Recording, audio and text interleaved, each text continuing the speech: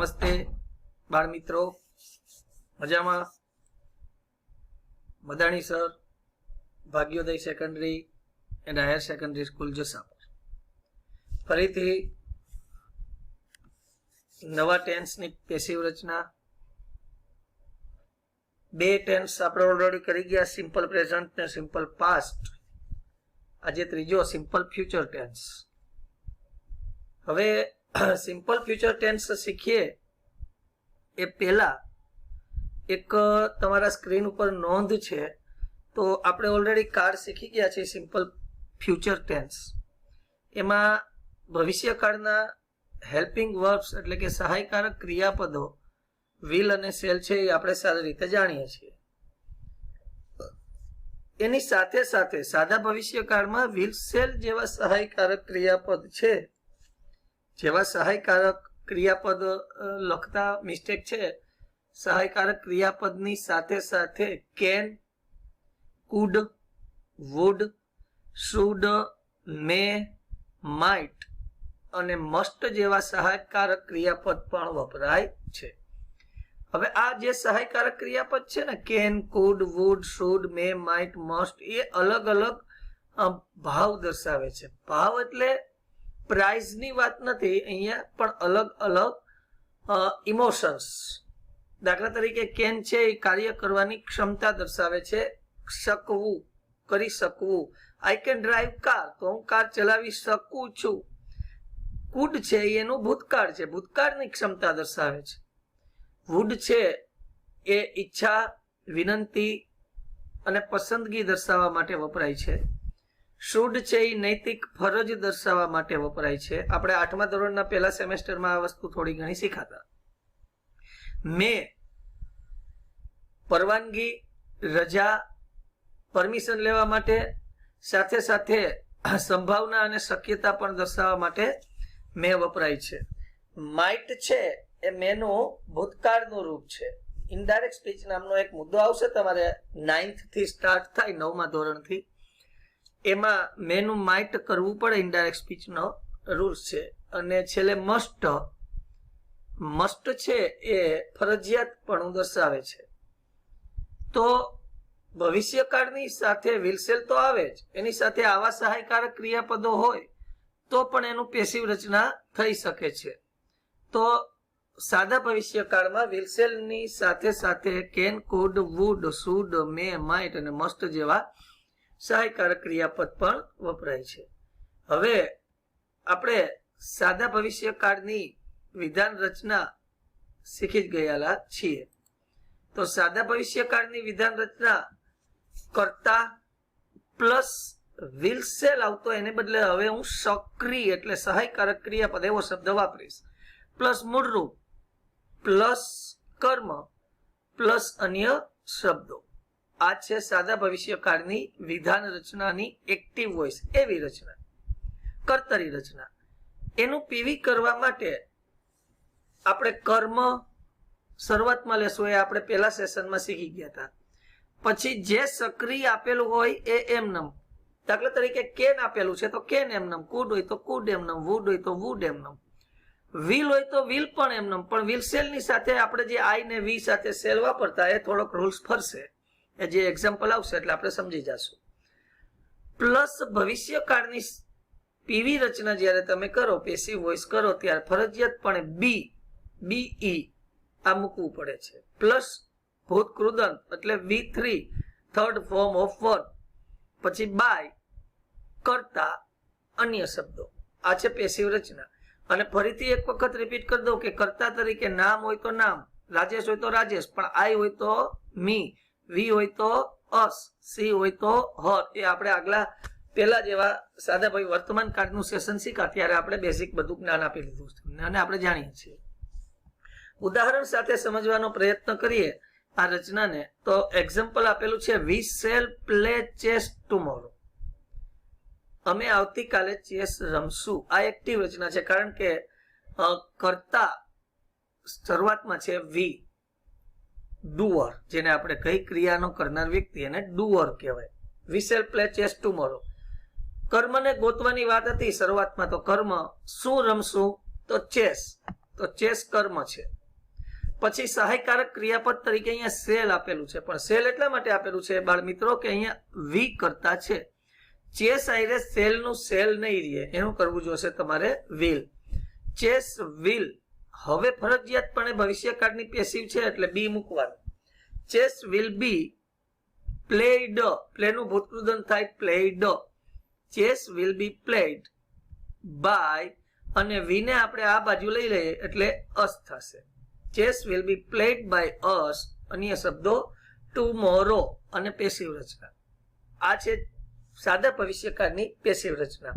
અમે આવતીકાલે ચેસ રમશું, અમારા દ્વારા આવતીકાલે ચેસ રમાશે. ઓકે, બીજું ઉદાહરણ જોવાનો પ્રયત્ન કરીએ. Chetna will draw a picture the next Sunday. Chetna આવતા રવિવારે ચિત્ર દોરશે. શું દોરશે? અ પિક્ચર, તો એ કર્મ હોઈ શકે. અ પિક્ચર, સક્રિય વિલ આપેલું છે, અહીંયા પણ વિલ જ.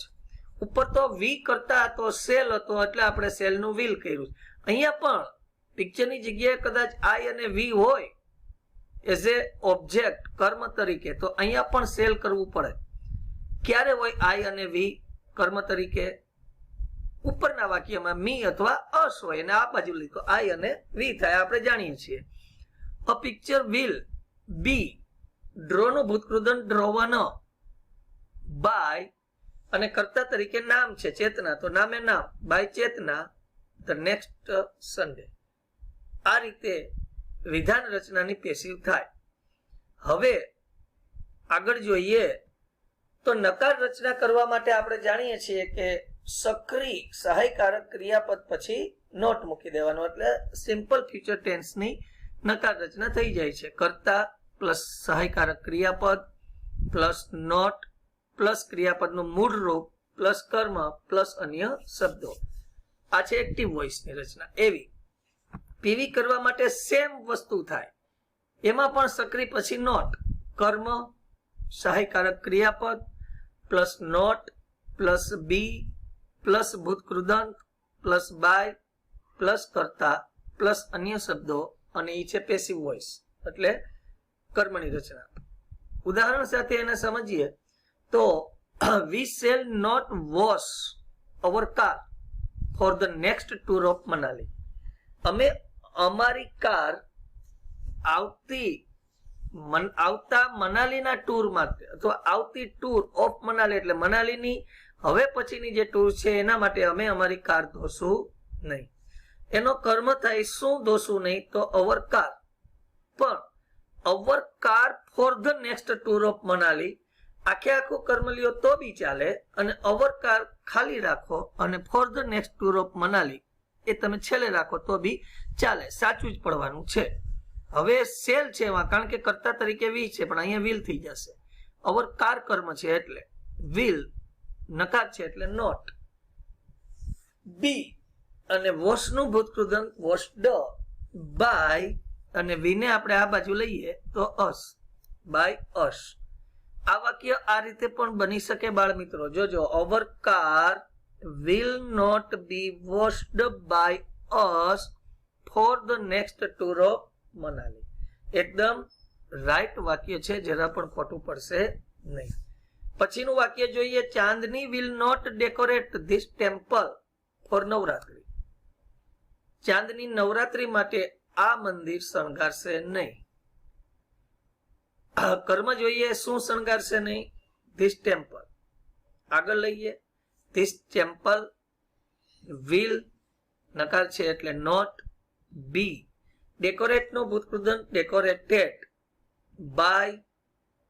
હવે by Chandni for the Navratri અથવા for the Navratri by Chandni એકદમ સાચું વાક્ય છે, બંને ખોટું પડશે નહીં. આ રીતે બાળ મિત્રો આની નકાર રચના બને. એના પછી આગળ વધીએ આપણે. પ્રશ્નાર્થ રચના જોવા માટે કશું કરવાનું નથી, આપણે જાણીએ છીએ સહાયકારક ક્રિયાપદને આગળ લઈ લેવાના છે, તો પેસિવમાં પણ એમ જ થશે. તો પ્રશ્નાર્થ રચના આ રીતે બને. સક્રિય પ્લસ કર્તા પ્લસ મૂળરૂપ પ્લસ કર્મ પ્લસ અન્ય શબ્દો પ્લસ ક્વેશ્ચન માર્ક. આ છે એક્ટિવ વોઇસની રચના. પેસિવ વોઇસની રચના કરવા માટે સક્રિય પ્લસ કર્મ, કરતા છે અહીંયા શું આવી જાય? કર્મ, પ્લસ બી પ્લસ ભૂતકૃદંત V3 પ્લસ બાય પ્લસ કરતા પ્લસ અન્ય શબ્દો પ્લસ ક્વેશ્ચન માર્ક. આ છે પેસિવ રચના પીવી. ઉદાહરણ સાથે સમજીએ. Will you invite me for your birthday? શું તમે મને તમારા જન્મદિવસ માટે આમંત્રણ આપશો? પ્રશ્નાર્થ રચના છે. તો કર્મ તરીકે કોને આમંત્રણ આપશો? મને. સજીવ કર્મ છે મી. મીને આપણે આગળ લઈએ એટલે જાણીએ છીએ કે આઈ થાય. હવે આઈ અને વી સાથે ખાસ યાદ રાખજો, પ્રશ્નાર્થ રચનામાં આઈ અને વી સાથે વિલ ચાલશે નહીં. સેલ જ મૂકવાનું છે. વિધાનમાં નકારમાં હજી ચાલે છે આઈ અને વી સાથે વિલ, પણ પ્રશ્નાર્થમાં ક્યારેય નહીં. તો સેલ, મીને આગળ લઈએ એટલે આઈ. ભવિષ્યકાળની પેસિવ છે એટલે be. Will shall I be invite નું ભૂતકૃદંત ઇન્વાઇટેડ બાય. યુ ને પેલી બાજુ લઈ જાય તો યુ ફોર યોર બર્થડે. પ્રશ્નાર્થ છે, પેસિવ રચના. આ વાક્યને આમ પણ બોલી શકાય, shall I be invited for your birthday by you. એકદમ સાચું છે. બીજું વાક્ય જોઈએ. Will she buy a new car for her parents tomorrow? શું તેણી આવતીકાલે તેણીના માતા પિતા માટે એક નવી કાર ખરીદશે? શું ખરીદશે? એ નવી કાર.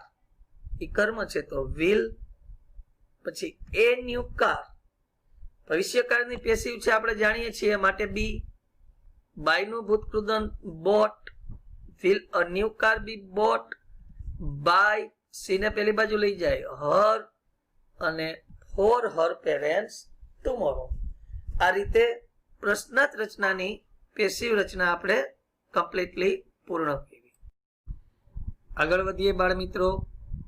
નકાર પ્રશ્નાર્થ રચના એમાં જોઈએ. સક્રિય પ્લસ નોટ પ્લસ કર્તા પ્લસ મૂળરૂપ પ્લસ કર્મ પ્લસ અન્ય શબ્દો plus question mark. Active voice.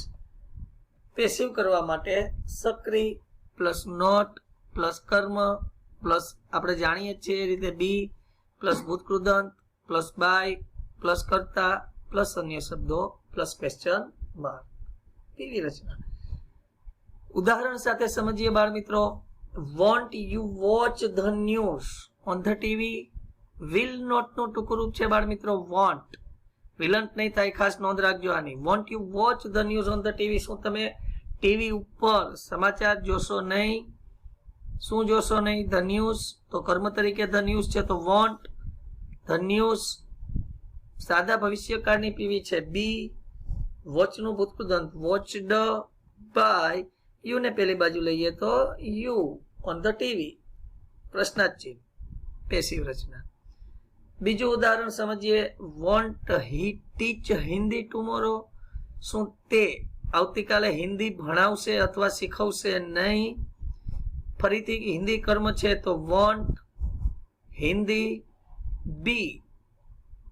ટીચ નું ભૂતકૃદંત ટોટ બાય.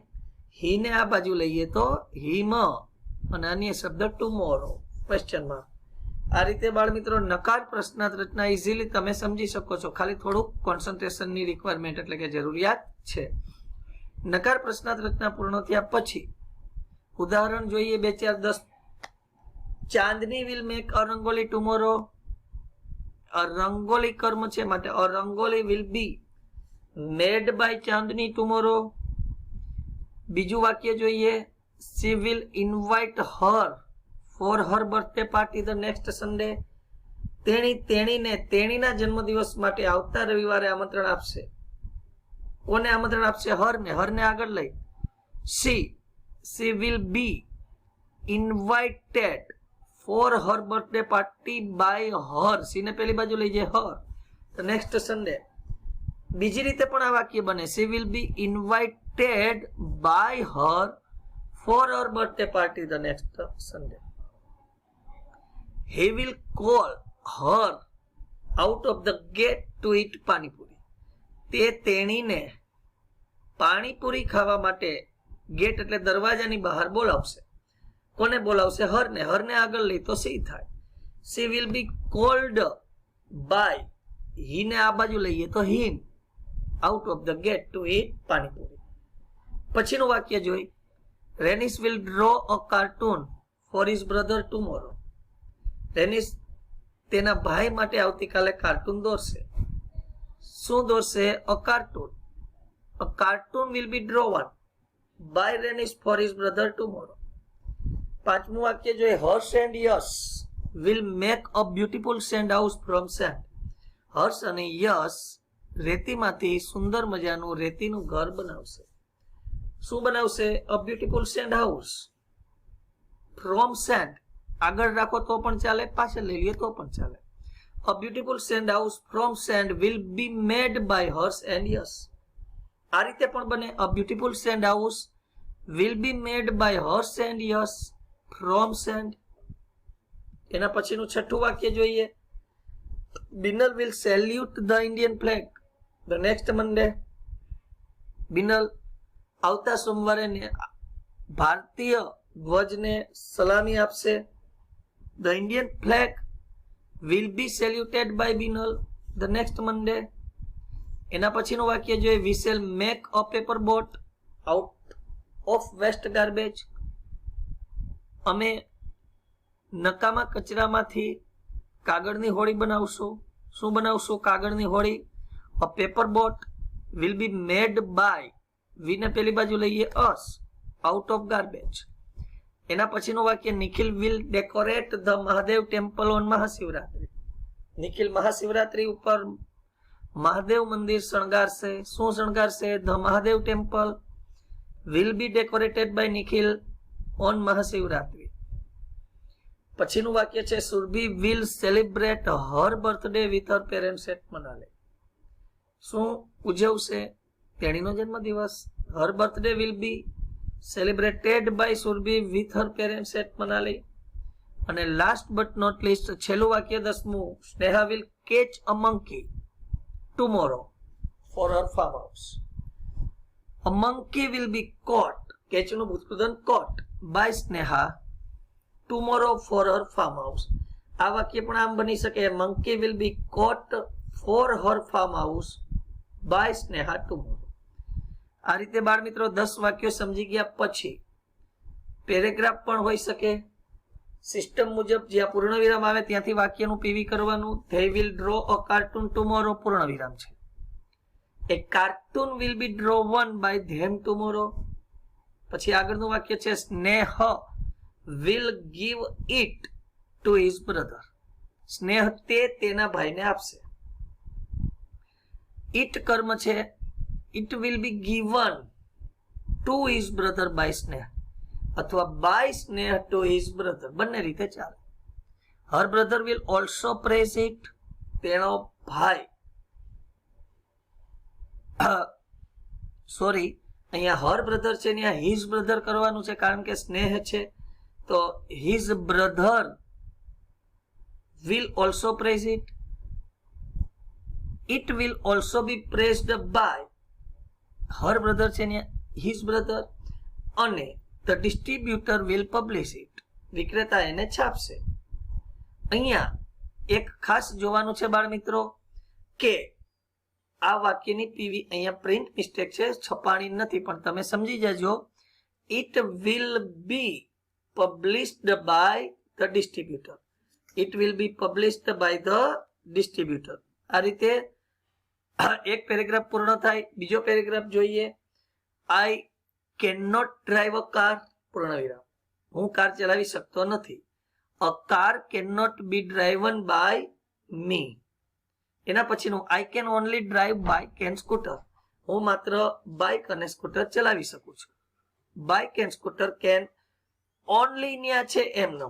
બી ડ્રાઈવન બાય આઈને પેલી બાજુ લઈ જાય તો મી. એના પછીનું વાક્ય છે will you teach me to drive car. તમે મને કાર ચલાવતા શીખડાવશો. પ્રશ્નાર્થ વાક્ય છે બાળ મિત્રો. મને શીખડાવશો એટલે મી ને આગળ લઈ તો આઈ થાય. તો આઈ સાથે મેં તમને કીધેલું છે કે વિલ ચાલે પણ પ્રશ્નાર્થમાં ક્યારેય નહીં ચાલે. તો shall I be taught. By you to drive car. એના પછીનું વાક્ય છે I will help you in homework. હું તમને લેસનમાં મદદ કરીશ. તો you will be helped by, આઈને પેલી બાજુ લઈ જાય તો મી, ઇન હોમવર્ક. આ રીતે પેરેગ્રાફ બીજો પૂર્ણ થાય છે. ત્રીજો પેરેગ્રાફ જોઈએ. Urvashi will make best food. પૂર્ણ વિરામ છે. તો બેસ્ટ ફૂડ કર્મ છે એને આગળ લઈએ. Best food will be made by Urvashi. We shall eat joyfully. અમે એને આનંદપૂર્વક ખાશું. ઈટને આગળ લેવાનું છે કર્મ. ખોરાકનું પ્રતિનિધિત્વ કરે છે અહીંયા eat. It will be eaten by us joyfully. પૂર્ણ વિરામ છે. Harsh will not drink buttermilk with food. Harsh ખોરાક સાથે છાશ પીશે નહીં. બટર મિલ્ક કર્મ છે. Buttermilk will not be drunk by Harsh with food. Can you join us? શું તમે અમારી સાથે જોડાઈ શકશો? અસ એટલે અમે એટલે કર્મ, કર્મને આગળ લ્યો, વી થાય. Can we be joined by you? આ રીતે ત્રીજો પેરેગ્રાફ પૂર્ણ થાય. ચોથો પેરેગ્રાફ છે બાળ મિત્રો, વી શુડ ગ્રો મોર ટ્રીસ. આપણે વધુ વૃક્ષો વાવવા જોઈએ. શું વાવવું જોઈએ? વધુ વૃક્ષો. મોર ટ્રીસ. શુડ બી, ગ્રો નું ભૂતકૃદન ગ્રો વન, બાય, વીને પેલી બાજુ લઈ us. More tree should be grown by us. We should not cut them. આપણે એને કાપવા જોઈએ નહીં. ધેમને આગળ લઈએ, they.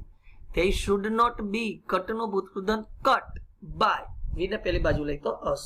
They should not be cut by અસ.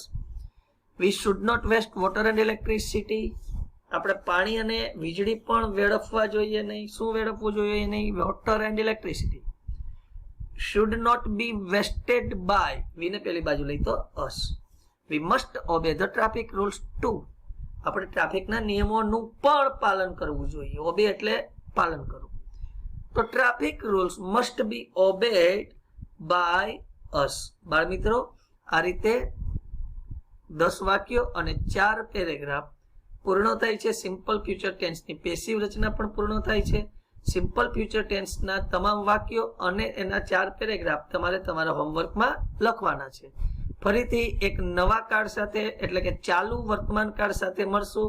ત્યાં સુધી આવજો. Good bye. Be happy, be healthy.